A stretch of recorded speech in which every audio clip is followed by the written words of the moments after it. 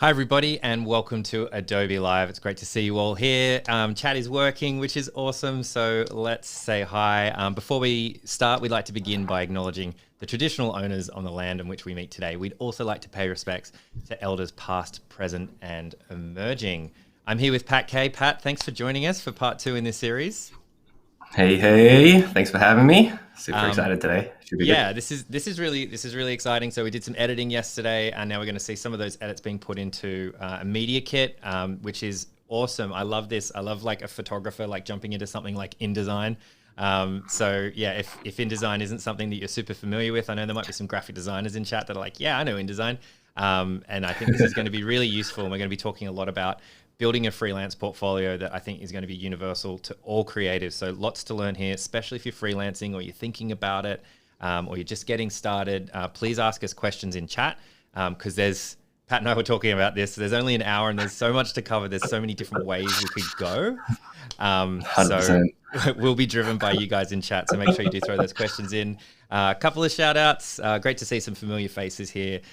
Sam, Johanna, me, Biola, Festus is in the house, Merv, Jessica T is here. Lovely to see you again, Jessica. Asma, Calixia, oh my God, I love your name. That is so cool. Benjamin Lee Ichiban is in the chat. Great to see you, Ben.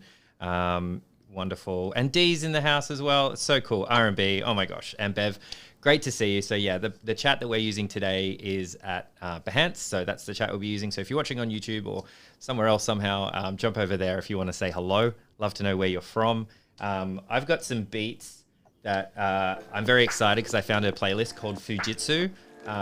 Because, you know, Pat has spent a lot of time in Japan. There's a lot of like Japanese images here. So let's see how we go. On trend. It's on brand, right? If it's like a little bit too hi-fi or beady, let me know, because it's an untested playlist. Let me know, Pat and chat, if it's assaulting your ears. But yeah, Pat, so we did part 1 yesterday of this building a freelance portfolio, and now we're into a media kit. So do you want to kind of give us an idea of let's start at the beginning. Like, what is a media kit? Cool. So a media kit is just like, it's a thing. It's something tangible you can give to prospective clients. You can give to people you want to work with, maybe someone you want to show your work to, and just like, it's essentially a chance to talk yourself up, really. Right. And you know, give someone an excuse to be able to work with you and a reason to be able to work with you. Cool. I like it. And so we're gonna be in InDesign, like creating like this downloadable PDF. Is this something that you would always use something like InDesign for? Is it like, why is it useful to have it as like because obviously there's information on your website, right? So what's the difference between like having your information on a website and having a takeaway kind of PDF? I assume you could potentially email clients and potential clients. Yeah, sure. So I actually have both most of the time. Right. Like a PDF version that I can give to clients via email, because that's often where the majority of correspondence goes down, right?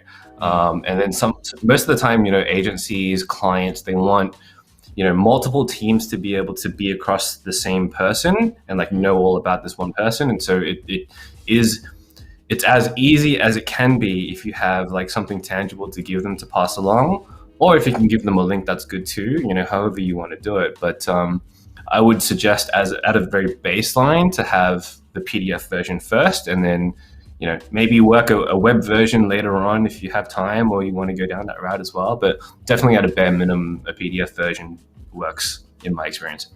Yeah, cool. And would you have content like in the media kit that's more like, well, once we get to this stage, we want to be talking about, I don't know, like costings or how I work or my rate? Like you might have that separate to just the front page of your website. Is that right? I'm just guessing. Yeah, so like depends on how you want to structure it. Like we were saying before stream, like there's so many ways you could tackle this, right? So for me, on my website, I have like my full portfolio of like photography. Just because like if I put that into a PDF, you'd be scrolling for like forever and it just turn into like a mini book. And Right. so like it's better off if it's just online. And then I can like kind of pick and choose what I want to share in a PDF. A lot of the time, like what I found is that agencies and businesses and companies want to know upfront like what your bracket of pricing starts at, just to get a good feel about, is this guy professional? Does he know what he's doing? Is he expensive? Is he like really cheap? Does he value his work? What kind of work does he do? And answers those like broad questions. So yeah, I tend to have like things like, and we'll go through this in a bit, but like things like social proof, and things like rates and things like, what I do and the services I provide and stuff like that within my media kit, just so it's easy. We don't have to go back and forth with constant email trails and, do the whole negotiating dance of budget and stuff that you get with like being a freelancer. And so, yeah. Cool. I like it a lot. And I think like having something that like working on the corporate side, like quite a lot as well. Like I know I think there's a really important thing that a lot of freelancers might not necessarily know, is that making it as easy for these people to understand and have a framework. Like it just does, like it's so great. Because immediately they could like look at it in a team or pass it on to someone else in a team. They might say, oh, like, did you work with that photographer? How much were they, or how did it work? What did it cost or something? And say, here's his media kit. And then that's it. So you've made it really, really easy for that person to say, yep, this is the rates, this is how it works, and this is what he does and everything about it. So I think it's really great. And I think it's going to be really valuable. So I guess, where do you start? You're a very planned person, as I said last time. You seem surprised when I said that, and then you've shown every single aspect has shown like how like meticulous you are. So I was right, man. So yeah, where do you start? So we start with content first, always. Cool. And then this is always the case when like you're writing a blog post, or you're scripting out a video that you want to make, or you're planning out a trip that you want to take some photos on. What is all the pre-activity stuff that you need to do first? Just a bit of time to get like your thinking and your direction a little bit more clear, so that going into whatever you're doing, that it's going to be as effective as it can be. Nice. I love it. So, all right. Yeah. Well, should we jump over to your desktop? We'll have a look. Yep, let's do that. All right, let's do that. So what I've got here, just to start with, is just as a quick briefer, this is what we're going to be making. This is my own personal media kit that I give to all my clients. And I'm just going to go through the process of how I make this. Cool. So first and foremost, we're here in Notion. I don't know if you guys use Notion or not, but I use it for like organizing my thoughts. I love Notion. It's great. I use it very, very heavily. So when I said content first, right? So what I'm doing here is like organizing all the things and all the ideas that I want to say first and foremost. And so here we have like things like, okay, what's on the first page? We have a break, what's on an introduction page, and all the content and bits and pieces that I feel would be really useful for a prospective client to know about, right? And at the same time, having a lot of space to showcase what I'm all about, which is photography. And so there's a whole bunch of like breaks here. And these breaks are where we're going to be showcasing some of the images that we edited on the last stream, and a couple more that I did in my own time. And just really trying to show people what it's all about. So I'll dive a little bit more into each one of these content pages as we go through it, just as we're building it out. But I guess we should probably just jump into InDesign. What do you think? Let's do it. All right. Cool. And as I mentioned, guys, and also if you're just joining us, like, just please do ask us questions as we go, because there's just so much to chat about, and we can steer it in lots of different ways. So if you have questions about InDesign, creating the doc, freelancing in general, you guys let us know. 100%. Okay, cool. So we're in InDesign. I'm going to start off with the very basics here. We're going to be going with pixels, 1920 by 1080, which is just your basic 16 by 9 aspect ratio. I tend to have really big margins. You guys can play around with this as you want to. I'm 80%, and I'll show you what that looks like in a second. And then the rest of it, let's just keep it simple, and we'll just leave it as default. Cool. And this is like, just to quickly already start jumping on something, but like using pixels in InDesign is because this is going to be purely something just purely digital, right? So we don't have to worry about bleed or anything like that. The margins are just a guide. Right. And yeah, cool. That's right. Yeah. So usually, if you're using InDesign for like making a book or like making a magazine or something like that, you might use a different unit. But in this case, it's only going to be digital, so pixels are fine. Cool. Okay. So to save us turning this into like a gigantic InDesign for beginners for photography session, I'm going to just pick a couple of like really important things to know first and foremost. So that 80% margin is this like purplish line that's going across the canvas. One thing that's really interesting to note here is that, like, say for example, I want to write some text. Over on the left here, I grab this text tool. I write some stuff. I didn't even spell some properly, but we can leave that there anyway. It shows the box here, and what we want to be able to be, well, what's really important is to be able to toggle between what we are editing and what we are previewing. And so you'll see me doing this a lot, and by pressing the W key, it gets rid of essentially all of the bounding boxes and gives us like the context of what we're doing. And I often actually like to work in this when I'm positioning things and spacing things, just because it's cleaner and it's easier to see. So you'll see me toggle between these two modes quite a bit. Cool. And that's just by pressing W. Just by pressing W. So coming into our little content plan here, the first page is really just about putting a face to a name, right? And then just setting the scene for the overall document. Okay, what is this document about? Who is this about? Et cetera, et cetera. So the very first and foremost thing that we're going to be doing is just writing my name. Very easy. And then we're going to be selecting fonts to go with that. So this really depends on your visual identity for your brand, if you've made one. So like, what kind of fonts do you use? What kind of colors do you use? What kind of tone? What are some general feeling words that you can use to emphasize what how you want to be portrayed online? So for me, I've done a lot of work with trying to work on my visual identity a lot, and so I go with this serif font here called Freight. Cool. Is that an Adobe font, or is that something you've downloaded or bought, or? It used to be an Adobe font. I actually don't know whether or not it's still on Adobe fonts. It's always like that with fonts. You end up just like working with so many, like, I don't know where I got this from. I just have it and I use it. Yeah, no, and I remember this font being 100%, like the entire family was on Adobe fonts. But now I don't think it is, unfortunately. But we're going to move this here really quickly. Just got a question from chat. Is PDF the best format to create a media kit for photographers / designers? Yep. So in my opinion, it is, because you can adjust the quality of that. So this is really important. And I don't want to get too much into the weeds here, but like with things like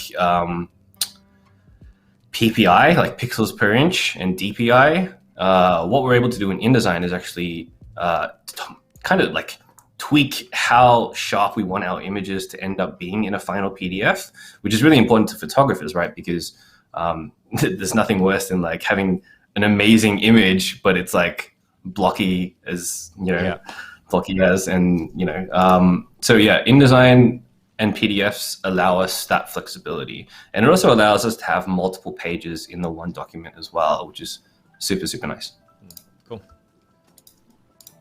Cool. So with my like kind of fonts and visual identity, I'll actually make this smaller. What is really powerful in InDesign is using this thing called a text style.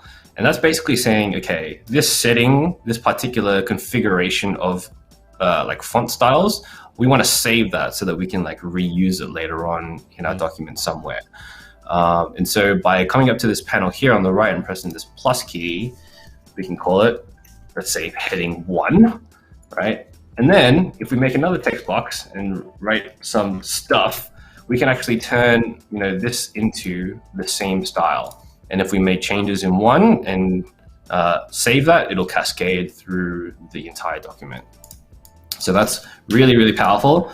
Just to skip ahead a little bit, what we wanted was coming back to our content doc over here, is just a little bit of like subtext, just to give us a little bit more flavor on what this document is about and a little bit on me. So for this like kind of lead / like body text, what I tend to use is Helvetica now. So this is a new one. The new version of Helvetica is not currently on Adobe fonts, but it's something that I've been using for a little while. So it's just part of my identity. So we can probably work with that. Maybe light really quickly. Cool. Nice. Drag that out just a little bit. Press W. That's not too bad. I'm also a really big fan of grays. And so with these, instead of it being black, we can actually come up to the fill here. And we've got all of our swatches and all that kind of stuff. Or if we want to change to like, say RGB, then we can change to whatever color we want. But for now, for this, I'm all about like my visual identity is very like black, white, and then I let the images do the color and the speaking of the color. So let's say like 50, just to make it like a mid type of gray. So something like that. Nice. And almost done with the font stuff, but actually we'll just save this really quickly and just call it like body.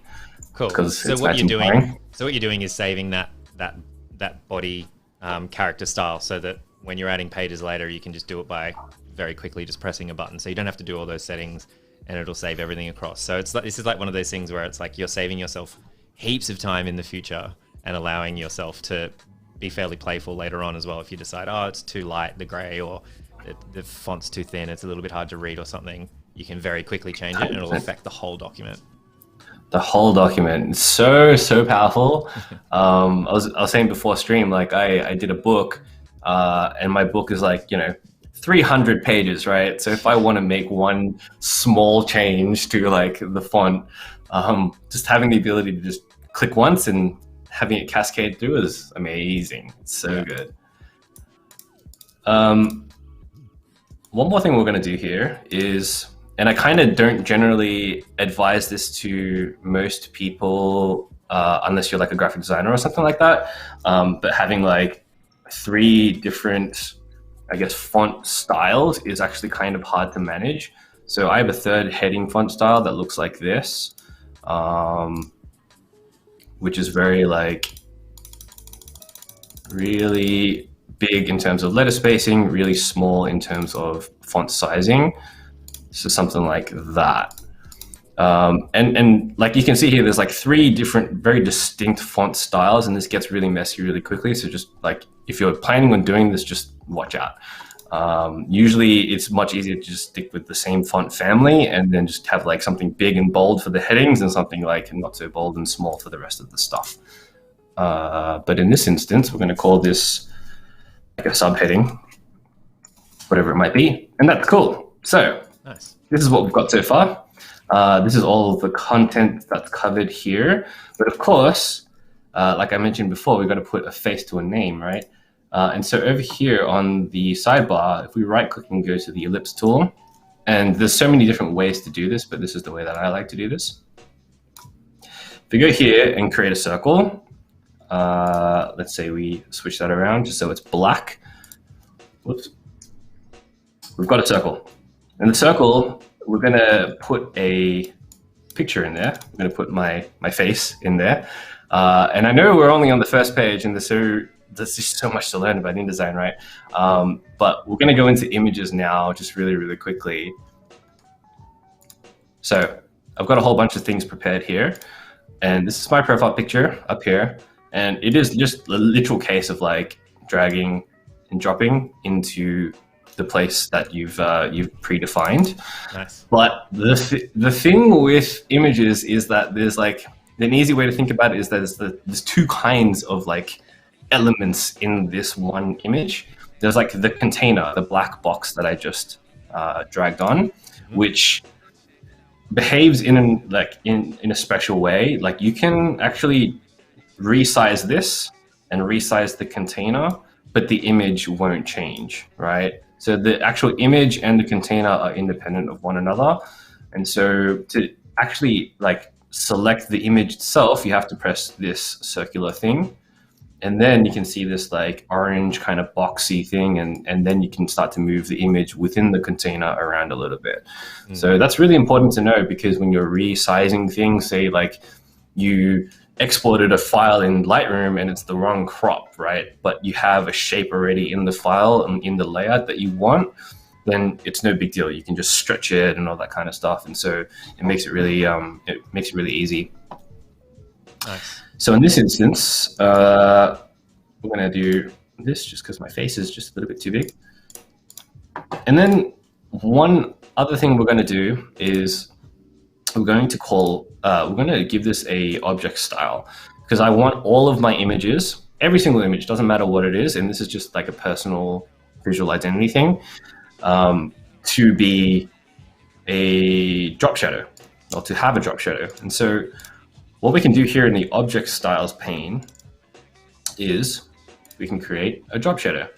So let's say, I don't know, something like that. Something, oops, that, and then something really like light. Yeah, my thing about drop shadows is always something like one of my graphic design original teachers told me: if you can really see the drop shadow, then it's too strong. Like, got to try to keep them as 100%. subtle as possible. 100%. It's like a very specific look if you're going for like a super hard drop shadow, and you really have to nail it if you're going for like a hard one. And we have some questions as we're going along as well. If I can ask some questions. All right, cool. So Benjamin said more of a statement than a question, but I'm curious to see what the font size is for this at the end, which I think is a really good question, because you've got this high-res photography putting into a big PDF doc. Yeah, for the file size. So at the end, I think this is and this can be whatever you want it to be, but it's only 1.9 megabytes. Yeah. And so that's like at I think it was like at a medium to large, well, medium to high export quality. Yeah. But you can change it. That's like the power of InDesign. You can insert like crazy resolution images into the doc itself, and then when it outputs itself, it's just going to optimize all of those images for you automatically, which is super powerful that way. Cool. And then also, hey Pat, have you done animations in InDesign? What are your thoughts on it? Oh, I haven't actually. No. No, I haven't. Nor Animations. And then last question: why is the default Adobe font Myriad Pro? Which I don't know. I don't know if you know that, because I don't. But yeah, I've changed mine in all my apps, so you can do that. Photoshop, Illustrator, and InDesign, I'm pretty sure you can change it. Definitely InDesign. You can change it. So you can put it to like your brand, or if you have your own particular brand, you could have it as the default for every new app that you open, if you choose to. If you choose to. Yeah.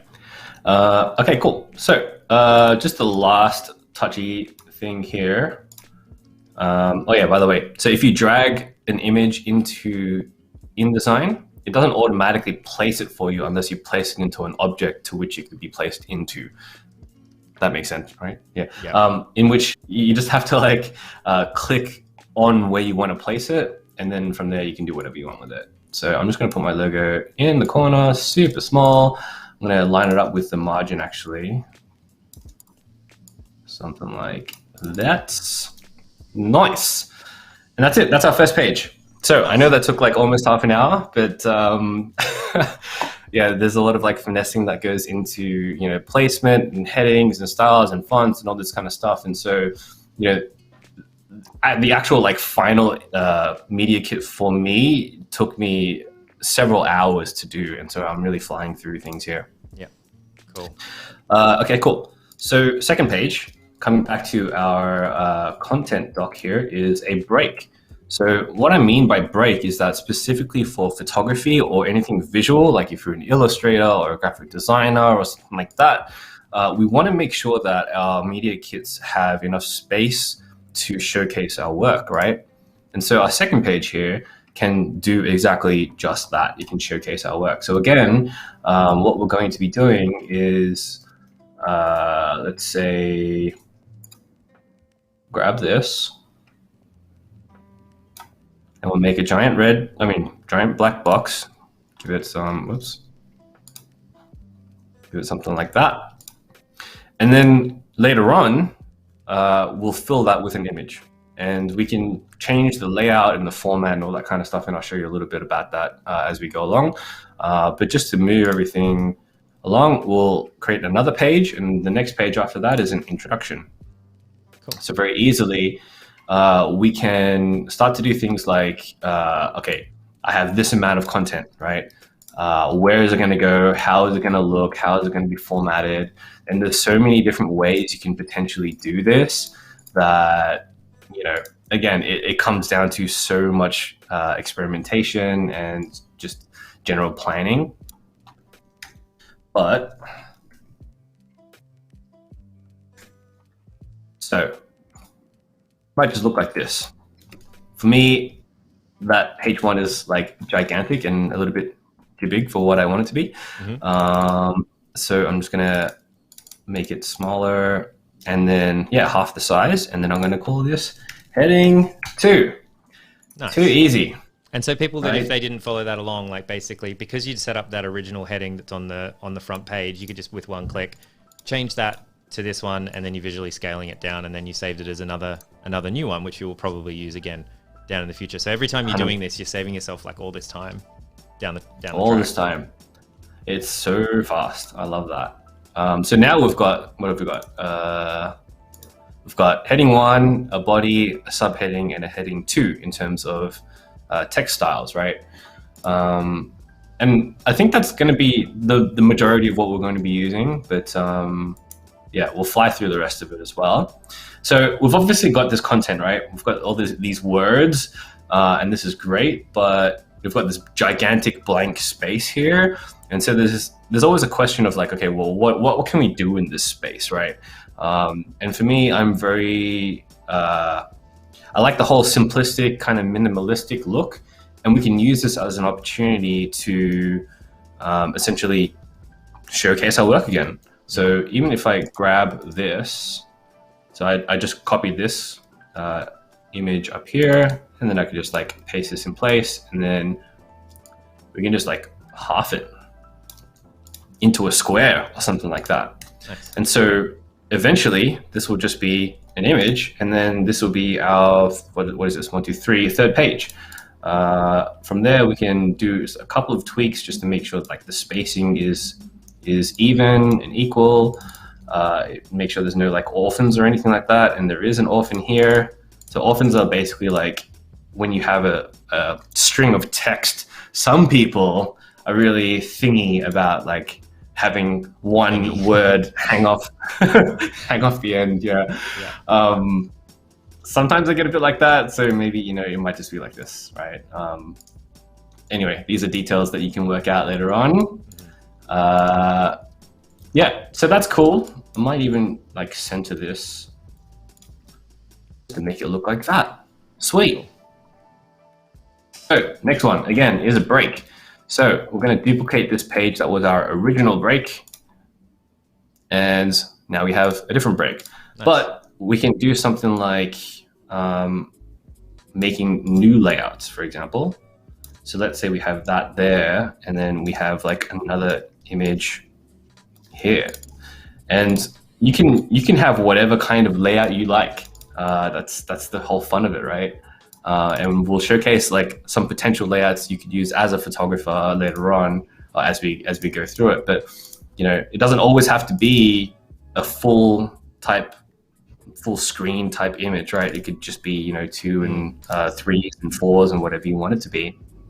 And it's great to have that like system, like you have the guides and you have the beginning, but then you can break it. Like setting these rules that then you can break yourself, I think, is always like a really great way to structure things. 100%. And yeah, this is part of the reason why I like having really big margins, because this, like having big margins as a grid for me feels like it works a little bit better. Whereas like having a smaller margin of like say half the size, I mean, it might look okay like that, but it might be pushed too far to the edge, or like maybe, yeah, I don't know. That's just my style. So that's that. The next one is having social proof. So we're going to make a new page, blank page. And the content we've got here is really simple. So we'll drag a text block here, paste that in. We'll turn this into the body text again. And then we're just going to change it up just for fun. And we're going to make it a centered text box. Where's the middle? There it is. Hello. Cool. And then I'm going to plop in a whole bunch of brands that I worked with in the past that I pre-made ahead of time. So that's what it looks like. Nice. Maybe a little bit too big. Maybe. Done a really good job here. I always find like scaling, like when you're doing something like this, is because of the different weights and like different shapes of logos. It's always really difficult to kind of line everything up.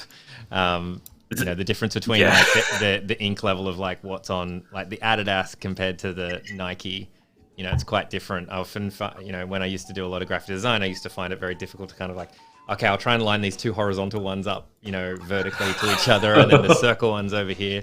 It's always so difficult to do. You've done a good job here. It's a nightmare. It can be a nightmare, huh? Like having word marks versus like having an actual mark. Like, yeah, it's all over the place.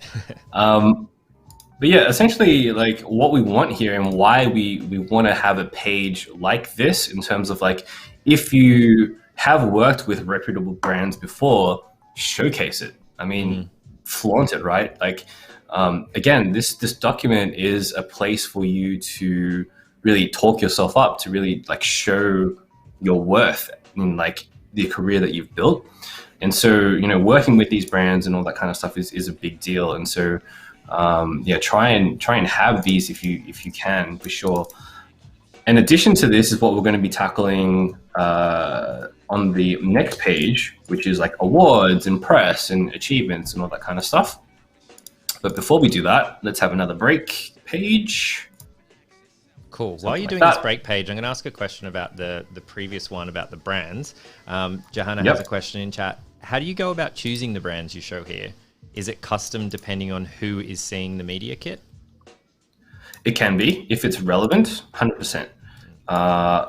Or it can just be, in my case, I just have just like a whole bunch of Fortune 500 brands, because they're pretty universal. If you have the privilege of doing that, then by all means do that. But I think if you have an opportunity to be a lot more targeted and just quickly swap out the brands in a specific deck that you want to make, then 100% do that. And that also like translates to the content that you put in there as well. So sometimes, like, I don't know, say if you're, what's a good example?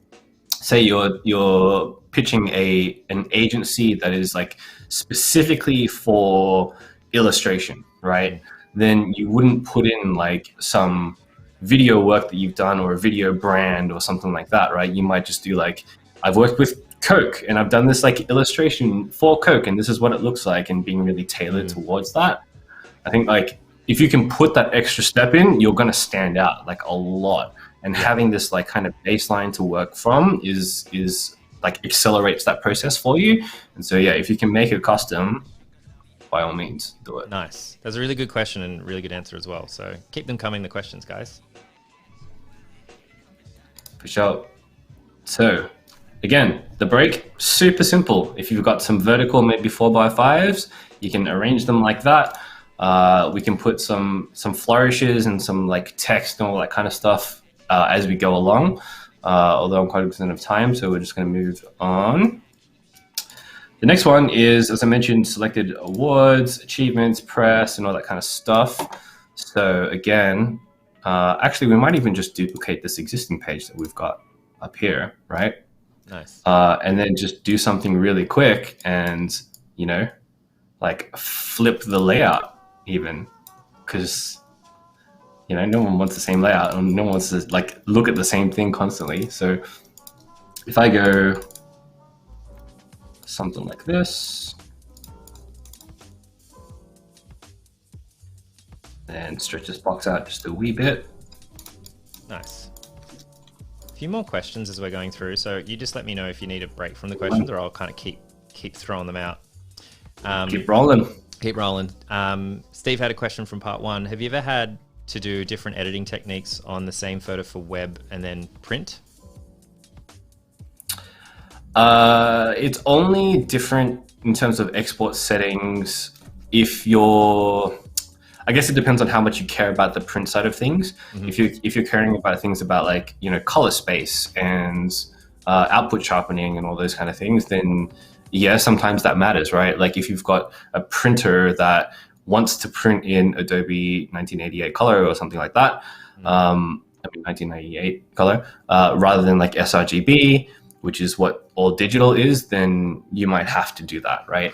As well as like sharpening. So output sharpening for like print, for example, is a lot harder in terms of like how hard the lines are versus digital. So, you know, it's very easy to go too hard on digital if you have like sharpening for print, for example. So yeah, it depends on the medium. There's a whole bunch of different variables there.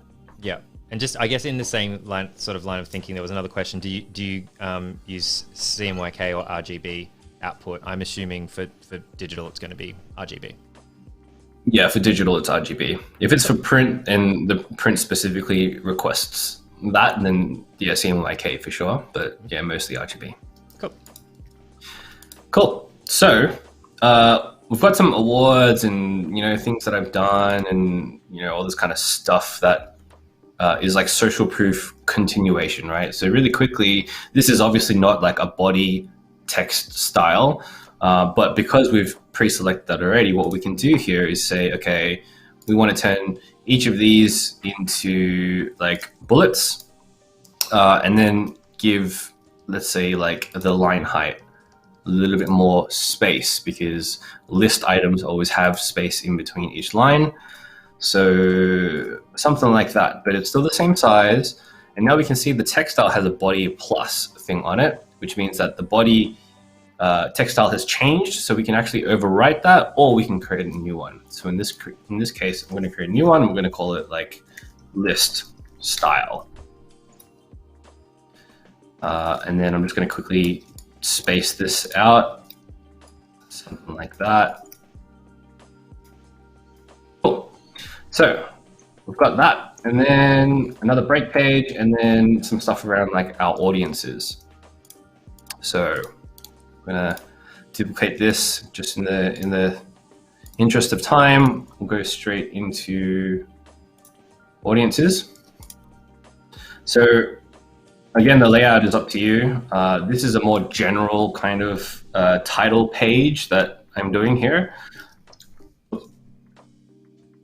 And we're going to revert back to our original heading 1, nice and big. Just really get that back to the middle, maybe a little bit higher.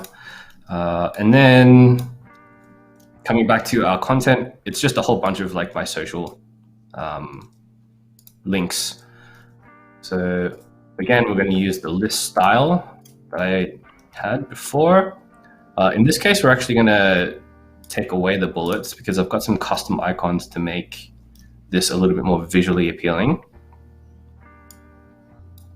One of the powerful things we can do with PDFs as well is if we select this text here, we can actually just hyperlink it like that, so that when it actually goes time to export this, you know, whoever's looking at it can actually just press it and go straight to your channels. Nice. So this looks a little bit too far to the like that. I've got a whole bunch of these social icons that are all really gigantic. Oops, all really gigantic. Let's just make them smaller so I can see what we're doing. Now, if you want to be like super fancy here, you can actually import these into Illustrator as SVGs if you've got an SVG, and you can actually copy the entire pathing from Illustrator into InDesign so that it's not like an SVG, but you can actually like play with the individual anchors individually in here, which is like super cool. Let's see.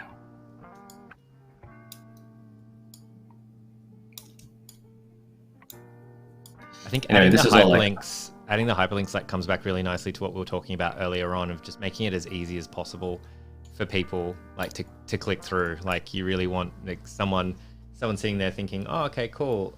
If they have to like look at this and then either text copy it and put it into their browser or something, if you can just shorten that friction. If they've got the PDF open, they click Instagram and it works. It seems like a very small thing, but it's like also a very professional, like smart thing to do to show that you understand the digital world and you're making things easier for people to get to the content, get to where they want to go in as short amount of time as possible. 100%. Yeah. Like making things as easy as possible is just such a huge deal and such an easy way to stand out from everyone else. Right. Like you'd be surprised how, like, because I've been on both sides of the fence, right? I've been on agency side and on freelancer side. And the amount of people that like make it so difficult for you to just work with them is astounding. Just even like the little things like this, it just makes such a huge difference. So yeah, highly recommended. Very true. Okay, so this is audiences. This is really quick. I would finesse this more by making the icons, more probably smaller and like better ratioed, and then maybe changing the font size around a little bit. But we'll just fly through here. Cool. The next one I'll let you is in chat know that we've got about 10 minutes left. So obviously time is flying very quickly. So in the last 10 minutes, if you do have questions, throw them in so we have enough time to try to answer them. And also giving you a 10-minute warning as well, Pat, because there's so much. There's so much stuff. So I guess like I'll see how much I can get through the next 5 minutes, and then I'll go through the actual final document and then talk about some of the stuff in that and just show you guys at the end.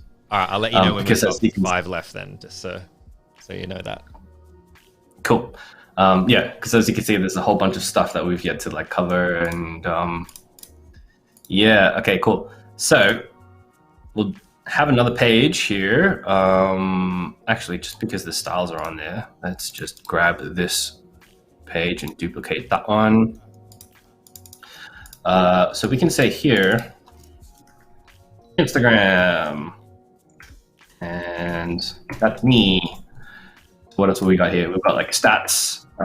We've got, and this is really relative to you. So I've got here like followers, engagement, impressions, reach, demographics, all that kind of stuff. Whatever is relevant to you in your industry, you put in, for you. Yeah, make sure you're obviously changing this to your specifications. So I'm gonna create a real quick subheading from what we used before. Whoops. Just make that all caps, but it's fine. So stats might look like this, and then we've got like the next thing is followers, right? So I'd say it's like 9999. This like heading 2 is going to be like both too big and kind of like the same hierarchy, like visual hierarchy is like heading 2 up here. So we probably need to change this to say like, I don't know, 30, 32, 32 something. And then really quickly again, calling that heading 3, right? Super quick. And then creating a real quick text box underneath and say followers. And then we'll change that to be the body. And then we can have like this as a block of stuff that we can just then copy over. And then we can go, okay, engagement numbers, what's that look like?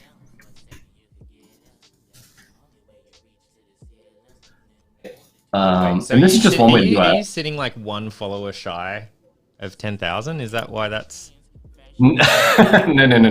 I'm just doing the maximum values. It's actually like, 172,000. Yeah, but like a lot higher than that. it's like one thing that's really useful to do when you are making documents like this is like, what's the maximum digit value that you can have? Yeah. In terms of like the sizing, right? So like you can see how wide that is versus if I was just to do like that. Do your boxes later on, do they accommodate the sizes that you're eventually like you could be having, right? Because for example, this next one might be average weekly impressions. So if I'm like 999999, like how many nines can I fit in this? Because my engagement might be 1 million, or it might be like 900,000 or whatever it might be. So making sure your boxes actually fit. Nice. Good tip. That's a little bit of the product design experience showing. Yeah, a little bit. So something like that. Yeah, this is just about the layout, right? Average weekly reach, because then we can go grab, duplicate, and then we can say, okay, what's the next one? Demographics. And then suddenly we've got like the formatting is all correct for the next block of things that we want to use. And so, that's a really quick way to like, accelerate this process, just making sure that your first line or first batch of things is good so that you can just keep on repeating it. Yeah, it's perfect. Like it's the whole thing, right? Setting things up and then being able to just duplicate it very quickly if you want to add a new page or add a new line or change everything. Everything's set up perfectly. And as things change, obviously, like followers and things, or if you jump on a different platform, it's like, oh yeah, check me out on TikTok. Like you can throw that in and it'll make sense. You can very quickly update something like this. So you're setting yourself up to make your life a lot easier. Future Pat life a lot easier. That's it. A little bit of like getting stuck in the mud now is worth it for the future for sure. Especially since like the next page is, whatever audiences you want to do next. So it might be like, for me, I have a lot of traffic on my website. So, having similar statistics to what we did for Instagram and, the sizing and all that kind of stuff, making things easier for the future. Super, super important. Okay, so I'll stop it there and go into the final product just to talk about pages and a little bit of the detail and that kind of stuff, if that's cool. Yeah, let's do it. Good timing. It's about a minute away from letting you know that, so that's great. Awesome.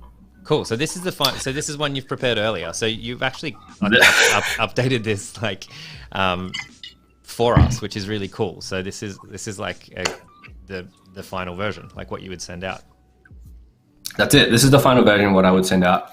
No, that's too big. Okay. Okay. So this is what I would send out with like a little bit of finesse. There's like a little bit of things that are missing that I could obviously update, but now we've got images and all that kind of stuff in it, right? So, same kind of layouts and Now we've added some visual flair to some of our break pages, just saying where it's from and just a little bit more visual interest. A little bit of, we saw that before, etc., etc. A little bit more visual interest, but layout changes in the breaks and all that kind of stuff. And it gives us like an opportunity to have, images that are related to one another, right? Like these two were shot in the same place at different times, and all that kind of stuff. Audiences, all these are hyperlinked, and they all have icons and they're really nice. And then coming back to here, I actually used like a different font choice than the ones we used as in well. the previous. Like a 2 and a different grid. Yep. Yeah, but 2x2. So you can have whatever you want. It all changes. Even this is like having a gray within the same title, and all that kind of stuff. Other metrics and other audiences and anything else you want to promote. And then coming down to here was what we talked about at the start of the stream, was like services and rates and things that you're able to do as a freelancer. So for me, there's like really two things that I want to explain to clients about how I operate, right? So typically it's either like I'm creating content for a client, in which case I don't have to do anything like posting on my Instagram or anything like that. Like they just want me to go and like make content for them for their own platform. In which case, I'm going to be charging like a half day or a full day, or maybe by the project. And so, having these prices up, I'm not going to show you my prices because that's a little bit personal, but like having this up front to show to a client is really important and sets the boundary and sets the expectation for what they could be hiring you for, right? That's cool as well. And then I'll just shout out one of your videos on YouTube. Maybe Johanna can throw it in chat as we're winding down for today, where you do talk about like pricing your work and like the formulas that you've come up with, which is really universal. I think I mentioned it in the last stream. I watched the whole thing. I think it's really valuable to anyone that's freelancing, regardless of what your field is, like if you're a photographer, illustrator, designer, whatever. So I strongly recommend you check that out after the stream. Yep, jump on my YouTube and check that out. The other side of things that I tend to do is audience-based campaigns. So this is like a rewording of like influencer campaigns, just stuff that's like based on my audience, like that I'm creating, that I'm promoting to my audience. So these are like examples of things that I could do, like sponsored feed posts, story posts. Maybe I do like an ad read on YouTube or like a sponsored blog post or something like that. Just whatever you can provide and whatever you have been providing in the past, make sure that you're going from this price, and always making sure if you're charging GST, then, make sure that's in the price too. And then, working out details and that kind of stuff afterwards. And then that's kind of it. The last page is like quickly contact. Where can I contact you? Maybe even saying a thank you or whatever. But that's it. Like, you have a lot of space to show off your photography or your work, your visual works. There's a whole bunch of stuff in terms of like what you do in your services, audiences, if that's important to you, awards, social proof, what you're about, and all that kind of stuff. All in one document that is less than 2 megabytes. And yeah. I think that's super important as well, because of course, like a lot of mail clients like can't take over 10 megabytes. A lot of corporate clients can't take over 10 megabytes, which is something a lot of people might not know, just based on servers and things like that. So it's super valuable to keep it emailable that won't like get stuck in quarantine or something like that. Thank you, Pat, so much for taking us through everything. I'm just going to bring us up so we can say our goodbyes. But yeah, so thank you so we did a lot of the editing. So if you want to check out some of Pat's editing in Lightroom in the previous session, there'll be a link to that down below. And I think this media kit's been super great. So whether you're a photographer or another creative of some kind, you should consider doing something like this. As you said, a lot of people, don't make it super easy to get hired. And I think there's a lot of great tips in here that make it a lot easier to deal with clients. 100%. Thank you so much for having me on. Super fun to be able to share all this stuff. Hope it helps. Absolutely. And we'll see you again on Adobe Live. Make sure you follow Pat. YouTube channel is going off at the moment. There's lots of fantastic resources and information for freelancers. So I strongly recommend you check that out. And Pat, we'll see you next time on Adobe Live. Yes, looking forward to it. See you Catch later. you guys next time.